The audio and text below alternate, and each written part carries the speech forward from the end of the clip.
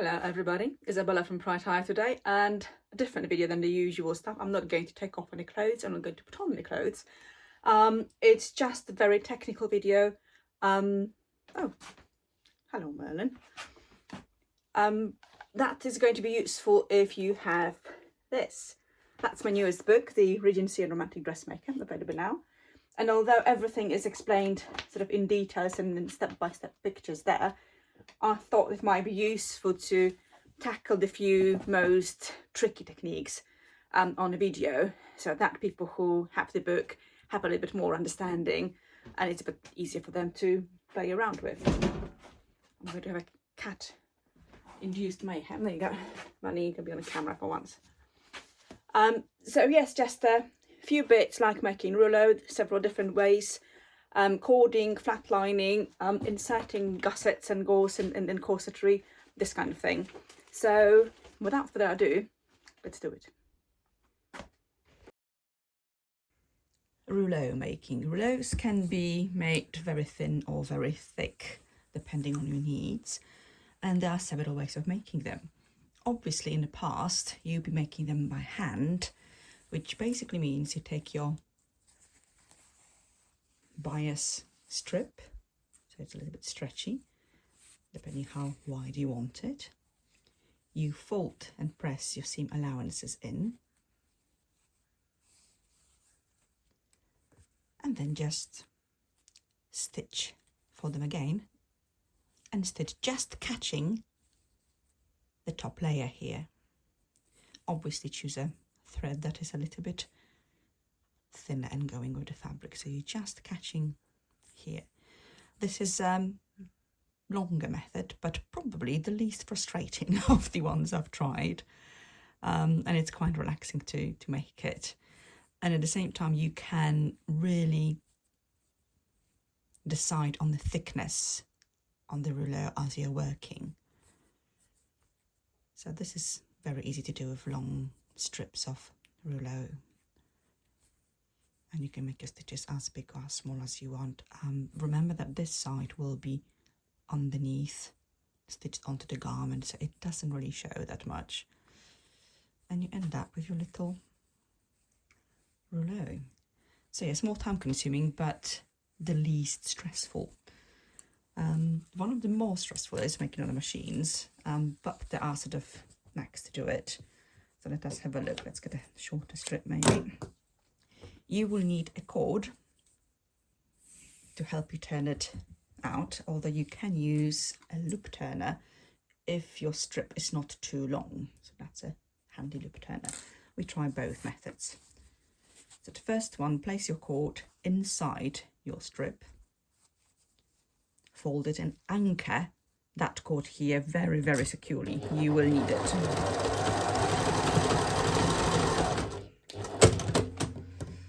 Strip the rest of it, so that's as securely as I could get, and then simply stitch alongside, making sure you do not catch your cord.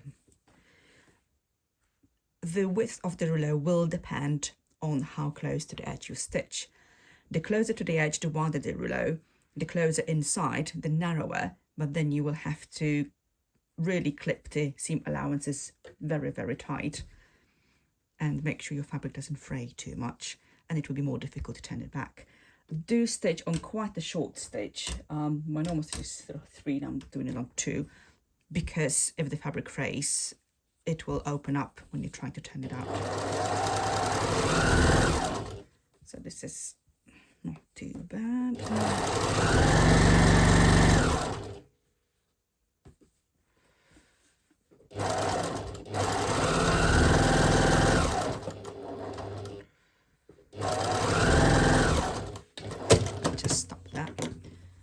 So you see that seam allowance. Now, if your rouleau is as wide as this seam allowance actually will be quite useful, because it will bulk up the decoration from the inside, so it's not going to be particularly limp. If you are aiming for the very, very thin spaghetti straps, you need to basically stitch as close to the cord as possible and trim the seam allowance as close as possible too. Here we don't need to because it's quite generous. Because who wants to be swearing on YouTube in front of everybody else? And that's where your cord is coming in very handy. Pull it gently, making sure the top goes inside. And then it should just slide enough. So you can see that seam allowance need to be able to go into that hole. If it's too bulky, it's not going anywhere. If it isn't, it's quite nice and easy. And then you just trim the cord and that's it. So this would be a little bit too wide for most of the Regency decorations, but not all of it. It will be quite okay on a skirt, and skirts can have quite bulky rouleau as well, padded even. So that's not too bad. This one will just go on a fabric. Now the second way, let's try the loop turner. We don't need a cord for this one, so let's just stitch our bias cut shut.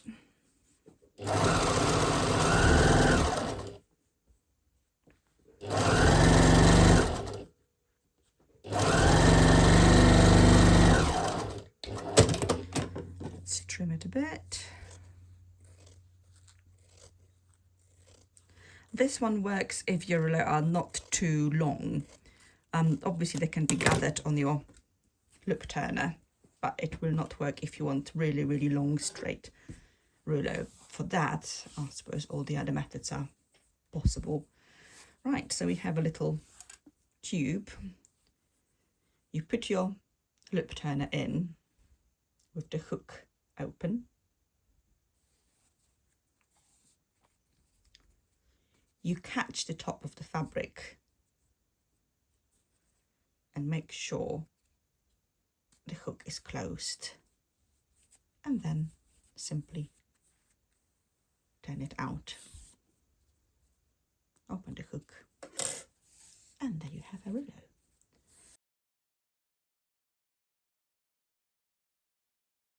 Making piping or any kind of bias, binding or facing or rouleau, you will need bias fabric, mostly because bias stretches on other grains. Doesn't. This one does.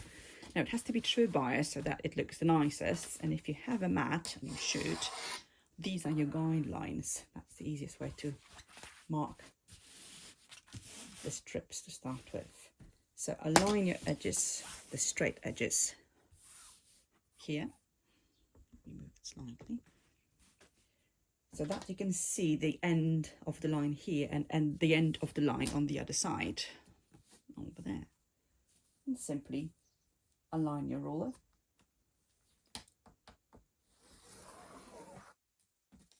and mark your line. Most of my piping strip bias strips are basically the width of this ruler. It's just the easiest, sometimes a little bit more, sometimes a little bit less, but all you need is just that one line and you can get another one and another one.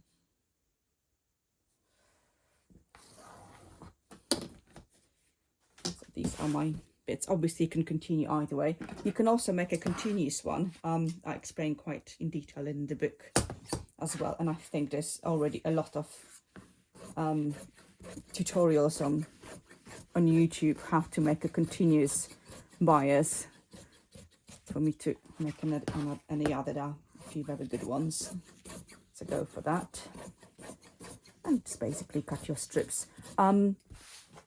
It's also possible, especially if your fabric is quite flimsy, this is quite a meaty silk, to cut it with your ruler and a rotary cutter straight away. That makes the nicest edge. I just need these two here. So whether you use it for binding, you can make your own binding for binding the edges of the dresses. These ones are being used for making some piping. And you can use cotton piping, various sizes, 1, 2, 3, 4, 5 milliliters. This one is 2, or in the period, you could also have paper piping. This was used quite a lot for corsetry, for example, just for cording. So obviously cord for cording. So we're just playing with this one just to make a basic piping. We'll be using the normal cord here and a zipper foot. Let's place the cord inside your strip and fold. Now make sure you move the needle to the edge. I usually don't put it to the very edge as tight as possible if I'm creating piping that's going to be, if I'm creating piping basically, because you will need to stitch it onto something else and you will need that extra little space. So I'm just going to move my head just as close. Normally it's on 0, now it's on 0.2. So it should be just close enough. Obviously I'm using different colour thread to show you better how it works. You should be able to see much more. And just try to stitch as close as possible.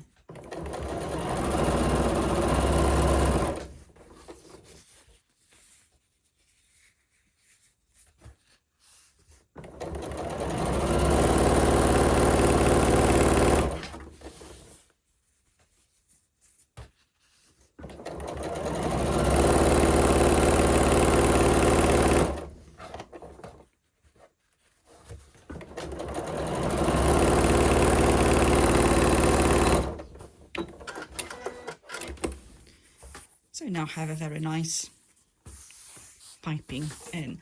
You can overlock the seam allowance here, or you can leave it raw, depends what you want to do with it. I'm just going to see if I can overlock a bit.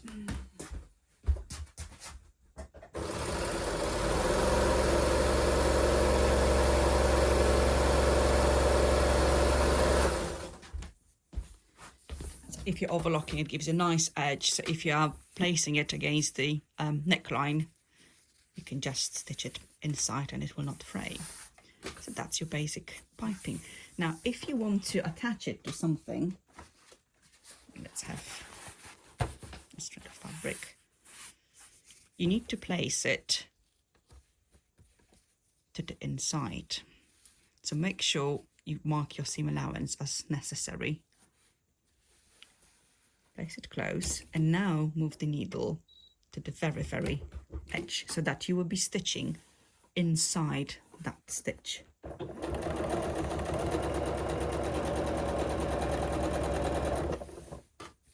When you come to a corner, you cannot fold it, but you will need to slash the seam allowance here a little bit. Let's just do it now.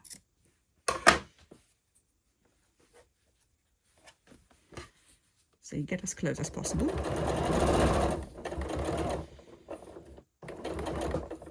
Leave the needle in, turn around, and to slash a little bit closer.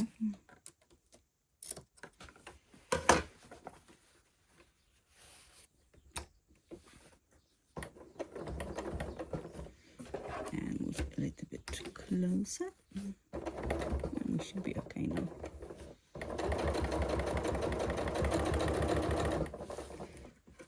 Let's have another try and do inside seam.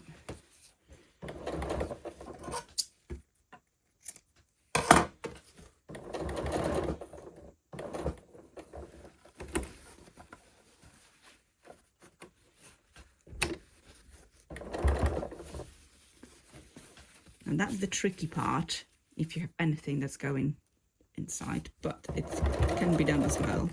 So basically go as far as possible. Turn it around. Fold the extra seam allowance out of the way.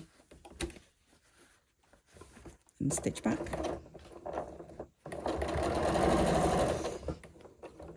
And let's see what it took us. So usually if it's inside, as you can see here, we have a nicely finished edge. And you can just slip stitch it to the fabric. Let us have a look how our I'm going to slip it anyway, because now it will be opened. You actually end up having a nice bit. Same here. You fold it under, and your corners are nice and sharp.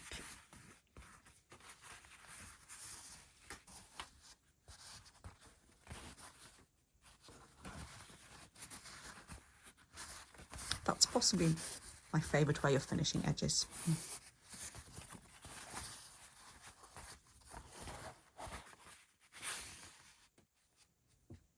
If you need to insert the piping in a seam, like for example back seam or shoulder seam, it's advisable to baste or stitch again loosely to one side first. So let's just do that now. And let us include a corner too.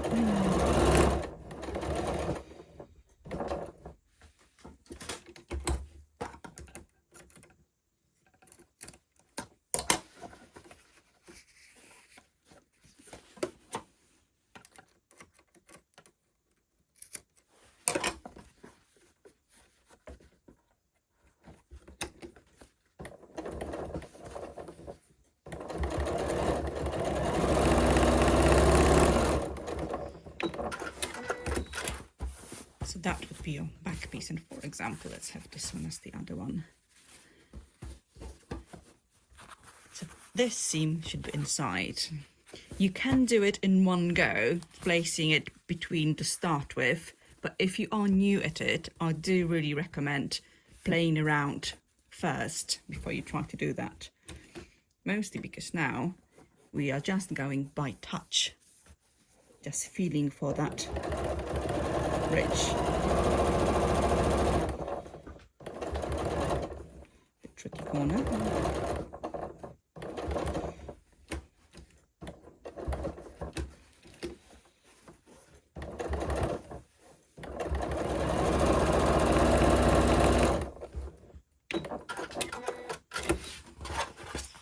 So then just trim it as much as possible, especially at the corner.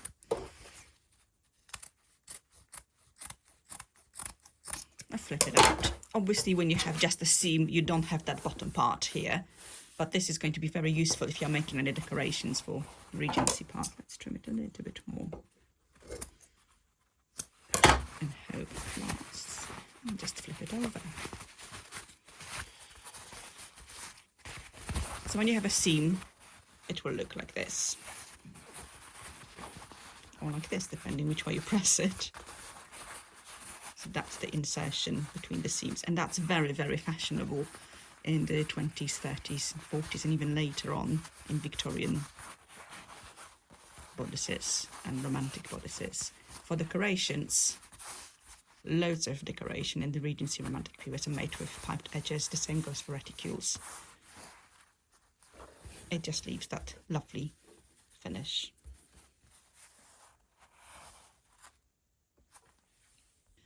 For best effect, you can also stack your piping in different colours. 2, sometimes 3 are used, and they're brilliant for cuffs or necklines or for skirt decorations.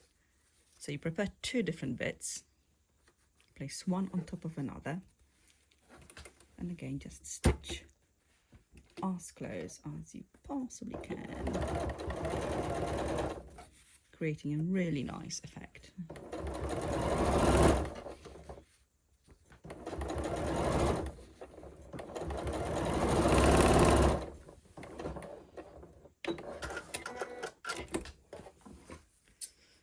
And this is your stacked piping. Now, in order to use it on the edge, you need to be very careful which colour goes on top, which goes on the bottom, because when you're applying it, that will not work. But this one will give you the same colours on top, or a different colour in between, which obviously is the one you work most. So do play around before you stitch it, and then you have to unstitch everything. And again, it's tricky to get the distance right here. here the thread will be showing, but do use the thread that is best for your fabric.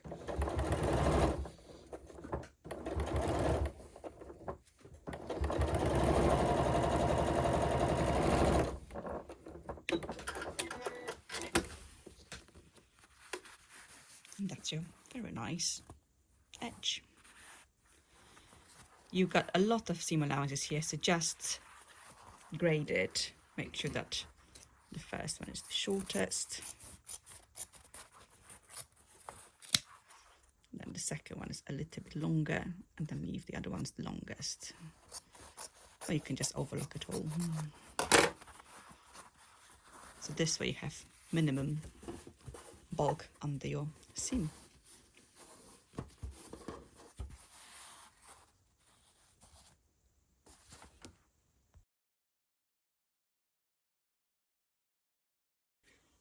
Cording. Here we are cording corset bust gussets, but obviously you can use the technique for anything else. You will need 2 layers. This is the layer of the base layer of the actual size of your gusset, and this is the top layer. That's mostly because cording can take up some fabric, and if you have lots of rows, it's easier to make sure there's a little bit of extra. You can always trim it later. You can move and place your cord as much as you want, and in as many ways as you want. If your machines are good and will stitch over several layers of fabric, it doesn't really matter where the cording is. If your machine is not that robust, it's much easier to put the cording within the seam allowances and not over, so that this bit can just be manipulated as necessary. Anyway, we just need a normal machine with a zipper foot, and I'm just going to adjust the needle to one side, and let's do some diagonal bits. So let's start with one row.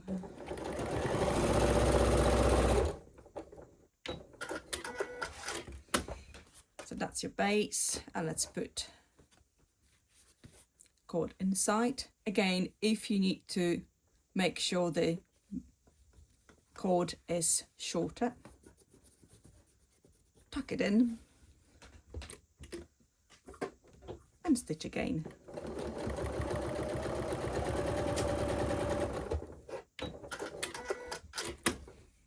Voila, you've got one layer of cording. Let's put another one. If you add loads of cording one after another, it's a little bit easier, I suppose.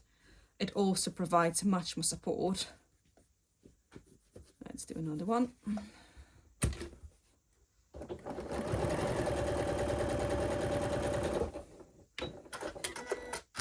But you can always stagger them just for aesthetic purposes. So let's have another one here.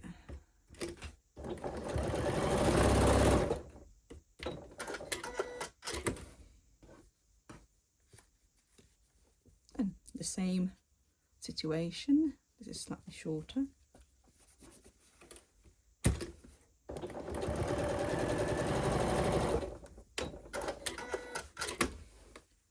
And that's basically it, really. It's a quite monotonous task, but quite rewarding as well.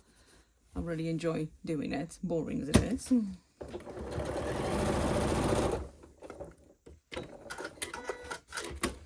And you can see already here that the fabric is being gathered up a little bit.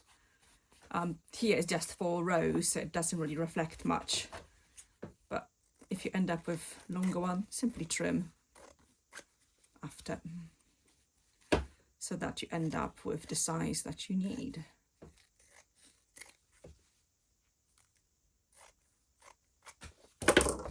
And you can use that on gores or any piece of the corsetry, to be honest, or anything else. It's a very decorative, very nice technique that provides quite a lot of stability and support.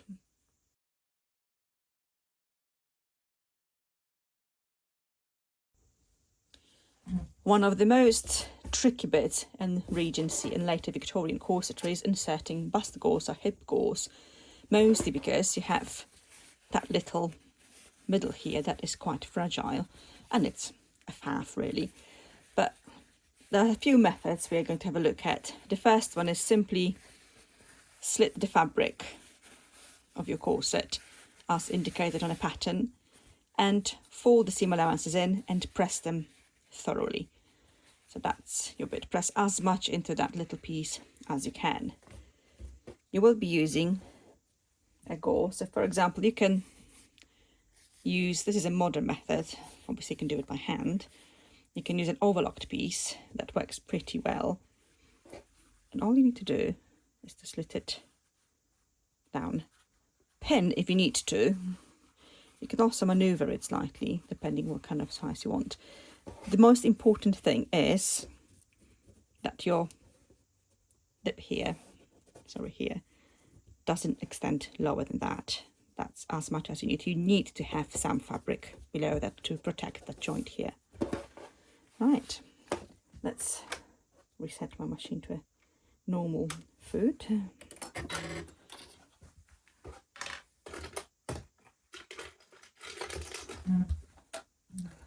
The other was used for piping, and we can actually use, let's use our piped bit here. It's already been overlocked and you possibly can see a little bit better. So again, if you want to pin, I usually don't bother and use my fingers to feel when I need to be. So insert the needle, make sure the seam allowance is going nicely around and your little valley here points halfway through. Let me stitch a little bit forward and backwards.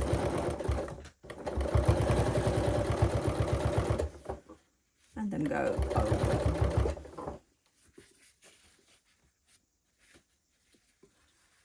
Again, making sure your seam allowance is in. As I said, it's quite fiddly.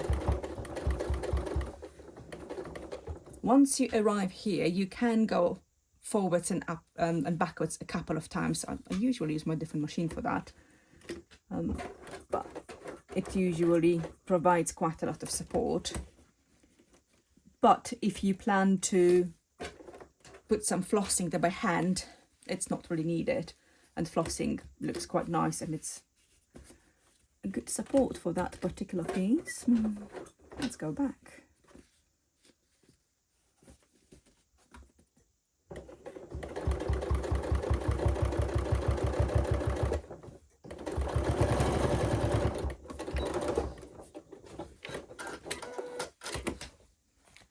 So that's your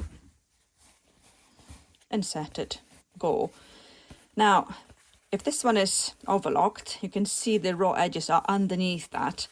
So just to make sure, I usually would put another layer of stitching here. Also, it looks quite nice. So let's do just that.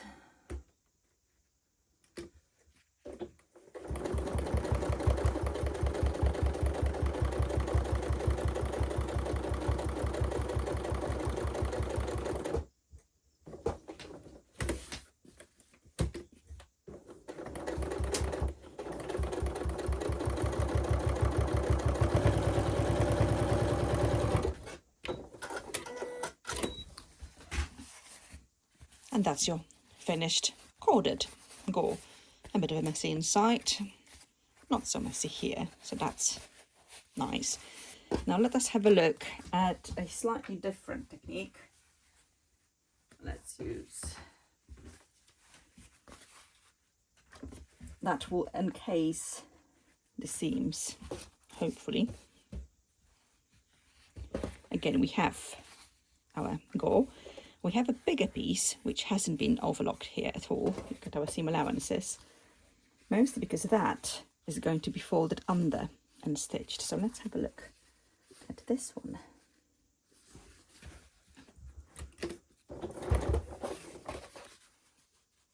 This is much bigger.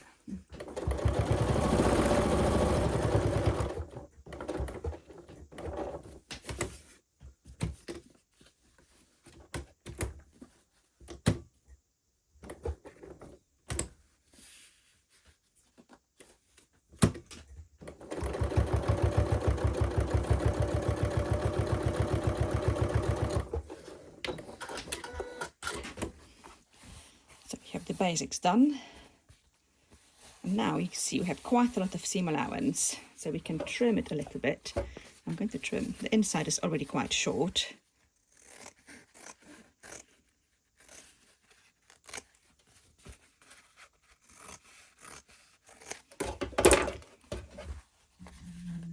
All you need to do is to fold it under,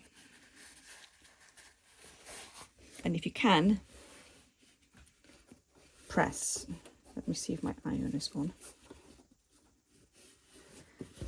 Not strictly necessary, and to be honest, in the period probably wouldn't be pressed. And you can stitch it on either side, so you can stitch it here knowing exactly where it is. I can stitch it by feel on the other side. Let's try both techniques. Let's try this one here first because it's a little bit narrower.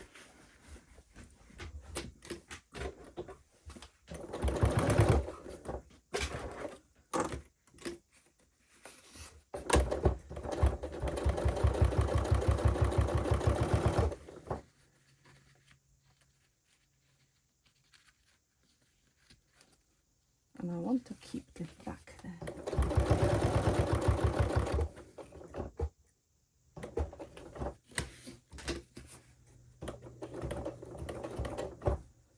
Actually, I'm going to go around because it looks alright, maybe.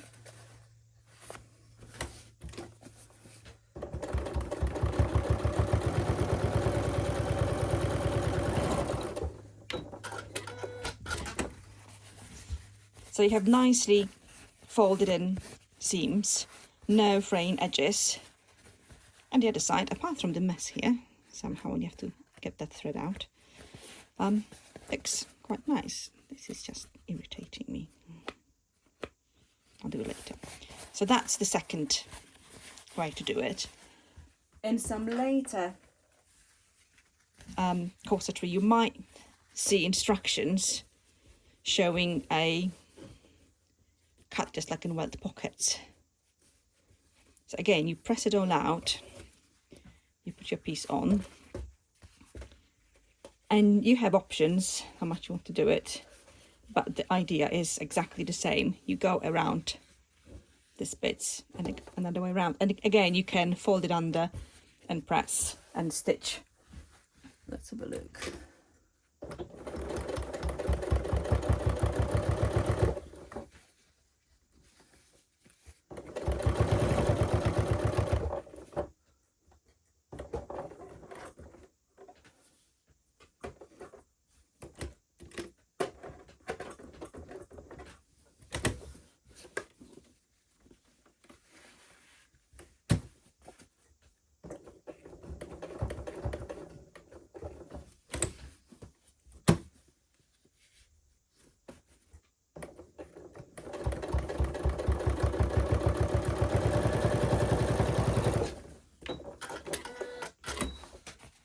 And you have a small square bit, and you can finish the inside as you want. And again, additional seam here. These corners here, flossing was already in use, not much, but I always find it really prolongs the life of a corset if you have a little flossing here. Just reinforce it with single round stitch, or a little bit more decorative one if you want to. So that's for single layer insertion. If your corset has 2 layers and you need to insert your gore in between 2 layers, the idea is very similar. Let me try it actually. Okay, so we have on a smaller scale here, we have 2 bits of corset, your top layer and your bottom layer, and your gore will have to be somehow inserted between these 2, and that's obviously much fiddlier than the other one.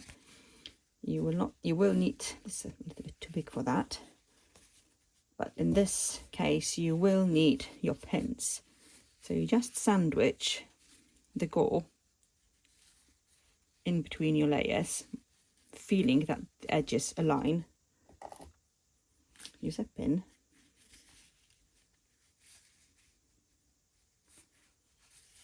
Pin 1. Bend. And the same on the other side. So you make sure that the gore is enclosed from both sides by the same amount. Let's have another pin.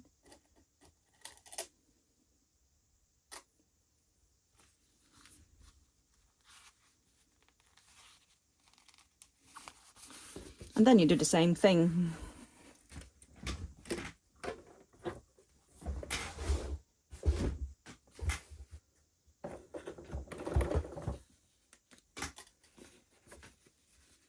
You do feel, and you can have a peek underneath to see if you're catching all the layers necessary.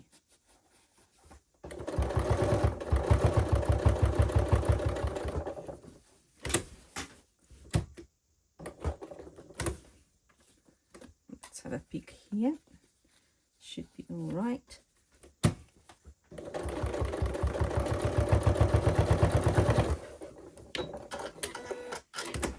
And you repeat the seam here as well if needed. I got a little bit out on both sides. Obviously I wasn't paying enough attention, but you get the idea. And if it's on the inside, and if you're doing hand stitching here, it really doesn't matter too much. If you look at the originals, they're quite wonky on the inside. But obviously if you can, make it nice. And since we are on the idea of sandwiching, again, you have 2-layer corset, which is quite common when you have cording. So you have your 2 layers. Let's say this is a top layer and bottom layer. You need to add another piece here. With 1 layer, it's simple, you just stitch it on. With 2 layers, especially since you have, I'm going to use this one again. No, maybe not. Let's use this one again. That's your next piece. The idea is to frame and sandwich one piece between the layers of the other piece. And then simply stitch.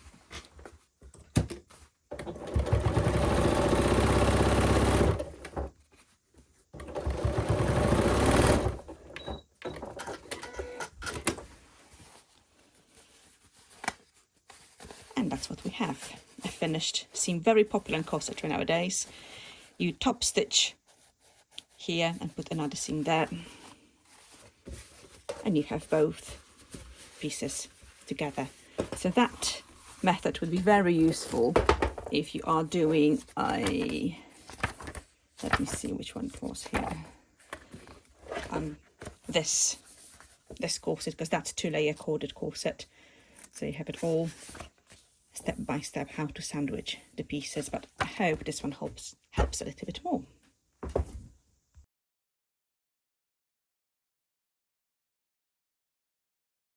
Bagging out, it's a very common practice nowadays, in the past possibly as well, not so much.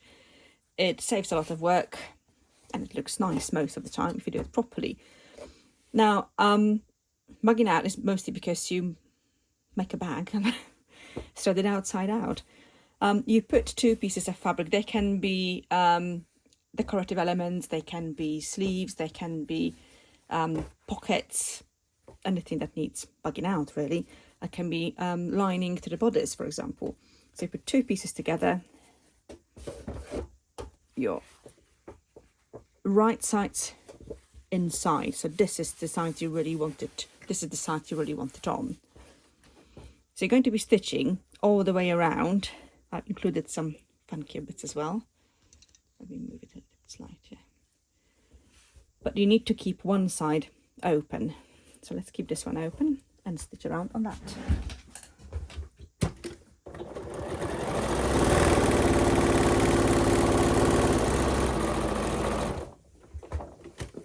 Not being particularly tidy here, but not needed.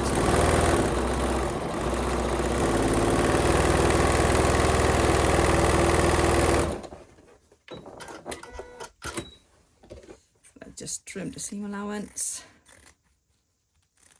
This is particularly important if you have a corner like here, so make sure you trim it close to the corner but not over. You don't want it to go through.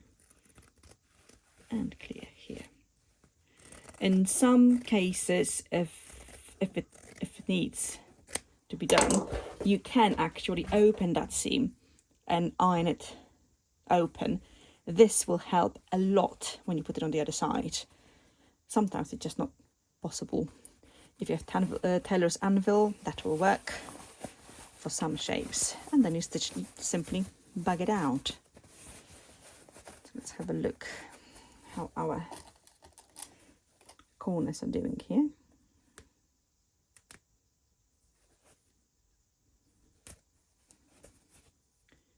That's done.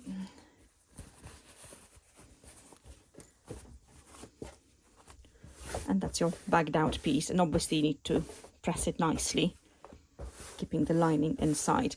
Usually it's worth doing the lining just 2 millimeters shorter so that it stays inside and does not peek out as here. So if it's shorter, it will lay nicely flat. So that's your bugging out. Simple enough. This would be used a lot for decorations in the 20s and 30s, I think. You can pipe the edges as well and bug out, so all of it works.